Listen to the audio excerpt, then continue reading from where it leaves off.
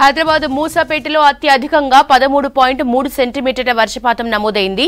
మియాపూర్లో 10.8 సెంటీమీటర్లు, చందానగర్లో 10.7 సెంటీమీటర్లు, లింగంపల్లిలో 9.9 సెంటీమీటర్లు, గచ్చిబౌలిలో 9.5 సెంటీమీటర్లు, కృష్ణానగర్లో 9.4 సెంటీమీటర్లు, ఆర్సీపురంలో 8.8, జీహెచ్ఎంసీ హెడ్ ఆఫీస్ దగ్గర 8.4, ఖైరతాబాద్లో 7.7, బోరబండలో 6.8, ఆదర్శనగర్లో 6.6, గాజుల రామారంలో 6.4 సెంటీమీటర్లు, కూకట్పల్లిలో 5.7, బీహెచ్ఈఎల్లో 5.3, విజయనగర్ కాలనీలో 4.3 సెంటీమీటర్ల వర్షపాతం నమోదైంది.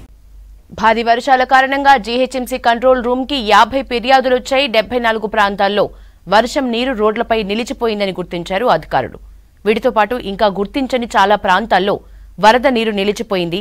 అక్కడి నుంచి కూడా అధికారులకు ఫిర్యాదులొస్తున్నాయి. ఈదురుగాలుల కారణంగా పలు ప్రాంతాల్లో విద్యుత్ సరఫరాకు అంతరాయం కలిగింది. మాదాపూర్ నెక్ట్ గార్డెన్ దగ్గర వర్షపు నీరు నిలిచింది. నాగోల్ మెట్రో స్టేషన్ దగ్గర భారీగా వర్షపు నీరు నిలిచింది.